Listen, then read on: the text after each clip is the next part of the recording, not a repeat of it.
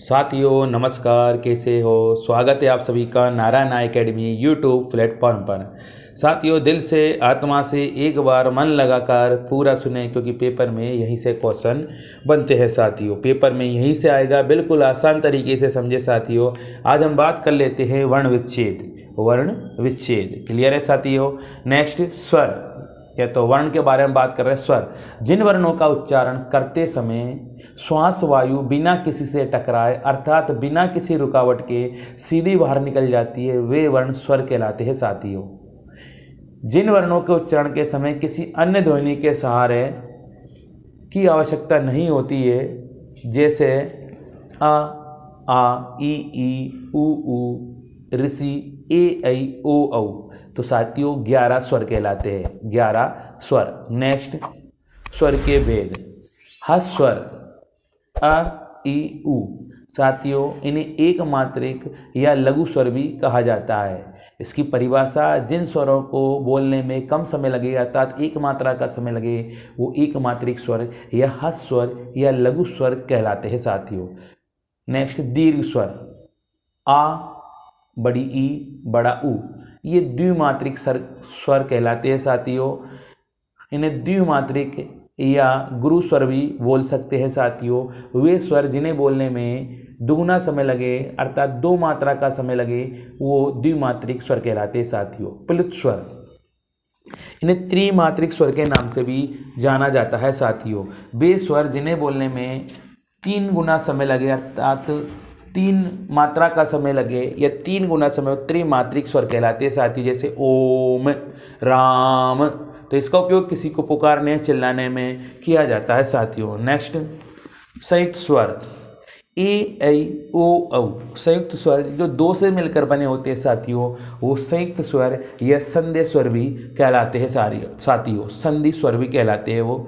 Next व्यंजन, जिन वर्णों का उच्चारण स्वरों की सहायता से किया जाता है वे व्यंजन कहलाते हैं। जिन वर्णों का उच्चारण स्वरों की सहायता से किया जाता है वे व्यंजन कहलाते हैं। व्यंजन के भेद। स्पर्श व्यंजन, अंतस्थ व्यंजन, ऊष्म व्यंजन। स्पर्श व्यंजन, अंतस्थ व्यंजन, ऊष्म व्यंजन।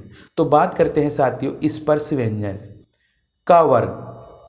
क ख ग घ न, ये च वर्ग। च छ ज ज य। ट वर्ग। ट ठ ड ढ ण। ता वर्ग। त थ द ध न। प वर्ग। प फ ब भ म। साथियों ये स्पर्श व्यंजन कहलाते हैं। मुंह के भागों को जो स्पर्श करे वो स्पर्श व्यंजन कहलाते हैं। तो साथियों का से लेकर मा तक स्पर्श व्यंजन होते हैं। स्पर्श व्यंजनों की संख्या 25 होती है साथियों। नेक्स्ट तो साथियों जैसे हमने बात की स्पर्श व्यंजन, अंतस्थ व्यंजन और ऊष्म व्यंजन, तो क वर्ग की जो अंतिम लाइन है साथियों ड़, च वर्ग की अंतिम लाइन या ट वर्ग ण, ता वर्ग में ना है और प वर्ग में मा है। ये साथियों नासिक ध्वनियाँ या नासिक वर्ण कहलाते हैं। अनुनासिक, मुंह और नाक से जो बोले जाते हैं तो इन्हें नासिक ध्वनियाँ भी कहते हैं साथियों। बात करते हैं अंतस्थ व्यंजन। अंतस्थ व्यंजन या र ला वा, पूरा मुंह खुलता भी नहीं साथियों, पूरा मुंह बंद नहीं होता है, वो कहलाता अंतस्थ व्यंजन। ऊष्म व्यंजन, मुंह से ऊष्मा निकले, हवा निकले, तो स स स ह, ये ऊष्म व्यंजन कहलाता है साथियों। संयुक्त व्यंजन जो 2 से मिलकर बना होता है वो संयुक्त व्यंजन कहलाता है साथियों। छ त्र ज्ञ श्र, जैसे छ शिक्षा ऐसे लिखते हैं साथियों, तो छ बना है का और स, इस तरीके से। नेक्स्ट अनुस्वार, स्पर्श व्यंजन वर्गों का अंतिम व्यंजन नासिक ध्वनि है। यही ध्वनियाँ शब्द के मध्य में आकर अनुस्वार का कार्य करती है। जैसे साथियों पंचमाक्षर, तो ण य ण न में ये पंचमाक्षर जो कहलाते हैं ण य ण न म। क्लियर है सर। जैसे गंगा, तो साथियों इस तरीके से लिखा जाता है गंगा। चंचल, तो इस तरीके से चंचल लिखा जाता है साथियों। नेक्स्ट अनुनासिक, इसके उच्चारण के समय हवा नाक तथा मुख दोनों से दबाव के साथ बाहर निकलती है। इसका चिन्ह चंद्र बिंदु है। इसका चिन्ह साथियों चंद्र बिंदु है। आ ऊ तथा ऋषि स्वर वाले शब्दों में अनुनासिक लगता है, जैसे कुआं, चांद, अंधेरा आदि। साथियों याद रखना अनुनासिक। नेक्स्ट वर्ण विच्छेद। अब हम वर्ण को कैसे विच्छेद करते हैं, जैसे काटना को क प्लस आ प्लस ट प्लस आ प्लस न प्लस आ। तो साथियों कृति को हम कैसे लिखते हैं, क्र प्लस ऋषि प्लस द प्लस ई। इसी तरह साथियों रक्षित को र प्लस अ प्लस क प्लस स प्लस ई प्लस त प्लस ए। तो साथियों रक्षित। वर्ण विच्छेद के नियम। स्पर्श व्यंजनों में अनुस्वार जिस वर्ण के ऊपर लगता है उसके आगे आने वाले व्यंजन के वर्ग की पंचम ध्वनि होती है साथियों। जैसे दंत, तो द अ न त आ। साथियों इस तरीके से। नेक्स्ट काटना में, तो साथियों अपने कर लिए जैसे पंडित, प प अ ण ई त प्लस आ। ये साथियों, तो यहाँ से आपका क्लियर है साथियों। नेक्स्ट जिस वर्ण पर अनुस्वार लगा होता है उसका अगला वर्ण यदि स हाँ में से कोई होगा तो अनुस्वार ही बना रहेगा, वे किसी भी आधे व्यंजन में परिवर्तित नहीं होता। जैसे हम लिखते हैं वंश, तो वा प्लस अम प्लस स प्लस आ। सम उपसर्ग के बाद अंतस्थ या ऊष्म व्यंजन आए तो शब्द लेखन में अनुस्वार आएगा, किंतु वर्ण विच्छेद में ये स्वर रहित माँ होगा। संवाद, तो सा प्लस आ प्लस मा प्लस वा प्लस आ प्लस द प्लस आ। तो इसी तरह साथियों संहार भी होगा, सा प्लस आ प्लस मा प्लस हा प्लस रा प्लस आ। तो ये साथियों संहार होगा। जिस क्लियर है साथियों। नेक्स्ट अनुनासिक चिन्ह सदैव स्वरों के साथ प्रयुक्त होंगे। अनुनासिक चिन्ह सदैव स्वरों के साथ प्रयुक्त होंगे। जैसे हंसना, तो हा प्लस आ प्लस स प्लस आ प्लस ना प्लस आ। तो साथियों अनुनासिक चिन्ह सदैव स्वरों के साथ प्रयुक्त होंगे। नेक्स्ट र के नियम। कर्म, पर्वत, क्रम और ट्रेन। तो साथियों स्वर रहित र होगा यहाँ पर, का प्लस आ प्लस रा प्लस मा प्लस आ। इसी तरह पर्वत है साथियों, इसी तरीके से आपका क्रम है और इसी तरीके आपका ट्रेन है। वर्ण विचार स्थान की दृष्टि से वर्गीकरण। तो वर्ण विचार स्थान की दृष्टि से भाषा की वह सबसे छोटी इकाई या मूल ध्वनि जिसके आगे खंड या टुकड़े नहीं हो सकते वर्ण कहलाती है साथियों। जैसे अ आ ई ओ औ क ख च थ थ ठ इत्यादि। वर्ण के भेद।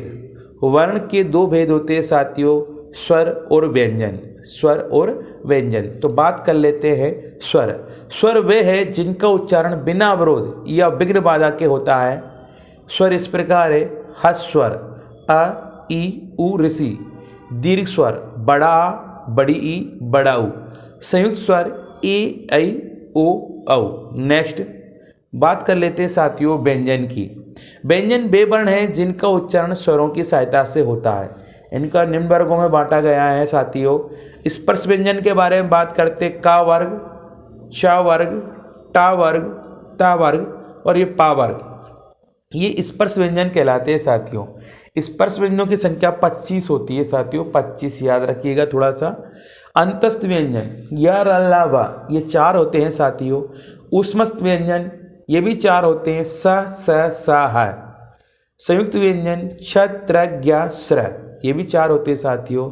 द्विगुण व्यंजन ड और ड होता है साथियों।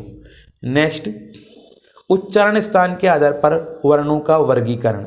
साथियों यहाँ से क्वेश्चन बनता है, कंठ जिनका उच्चारण कंठ से हो कंठ वर्ण कहलाते हैं। तो साथियों जैसे का वर्ण पूरा कंठ वर्ग कहलाएगा साथियों। जैसे आ का वर्ग विसर्ग तथा ह ये कंठ वर्ग कहलाता है साथियों। तो इसकी ट्रिक भी है साथियों, अ का ह विसर्ग कंटाराम, अ का ह विसर्ग कंटाराम। नेक्स्ट तालव जिनका उपयोग तालु से हो वे तालव वर्ण कहलाते साथियों। जीभ के ऊपर वाला भाग जो मुंह में होता है वो तालु कहलाता है। तालु 2 होते हैं, तो जैसे हम बोलते हैं ई चा वर्ग या तथा सा, ये तालव कहलाते साथियों। वैसे नॉर्मल क्वेश्चन आएगा तो चा जो लाइन है साथियों वो तालव्य कहलाती है, याद रखिएगा। पर कठिन क्वेश्चन बन जाता है तो ई या तथा स भी तालव्य में आएंगे साथियों। मूर्धन्य, जिनका उच्चारण मुर्दा से हो मूर्धन कहलाते हैं। मुंह का गहराई वाला भाग साथियों मुर्दा कहलाता है, जैसे ऋषि, टा वर्ग या स। क्लियर है साथियों, र तथा स। नेक्स्ट दंत वर्ग, जिनका उच्चारण दांत के स्पर्श से हो दंत वर्ण कहलाते हैं, जैसे ल ता वर्ग और सा। क्लियर है साथियों। ओष्ठ वर्ग, जिनका उच्चारण ओठ से हो ओष्ठ वर्ण कहलाते हैं साथियों, जैसे उ और पा वर्ग। अनुनासिक, जिनका उच्चारण मुंह और नाक से होता है अनुनासिक वर्ण कहलाते हैं, अनुनासिक वर्ण कहलाते हैं साथियों, याद रखिएगा। ठीक है। कंठ तालव, जिन वर्णों का उच्चारण कंठ और तालु से हो कंठ तालव कहलाते हैं साथियों, जैसे ए और आई। कंठोष्ठ, जिन वर्णों का उच्चारण कंठ और ओठ से हो कंठोष्ठ कहलाते हैं, जैसे ओ तथा औ। दंतोष्ठ, जिन वर्णों का उच्चारण दांत और ओठ से हो दंतोष्ठ कहलाते हैं, जैसे वा, जैसे वा। तो साथियों उच्चारण स्थान की तालिका है। उच्चारण स्थान वर्गों के नाम उच्चारित वर्ण। तो कंठ, कंठ वर्ण, आ का वर्ग विसर्ग और ह। तालु में साथियों तालव वर्ण ई चा वर्ग या और स। मुर्दा, मूर्धन्य वर्ण ऋषि, टा वर्ग रा और स। दंत, दंत वर्ण ल ता वर्ग और स। ओष्ठ, ओष्ठ वर्ण उ और पा वर्ग। कंठ तालव वर्ण ए और आई। कंठोष्ठ, कंठोष्ठ वर्ण ओ तथा औ। दंतोष्ठ, दंतोष्ठ वर्ण हुआ। तो साथियों इस तरीके से ये वर्णमाला की सीरीज यहाँ पर एंड होती है। साथियों आपको अच्छा लगे तो ज़्यादा से ज़्यादा लाइक कीजिए, शेयर कीजिए। ठीक है साथियों, जय हिंद, जय भारत।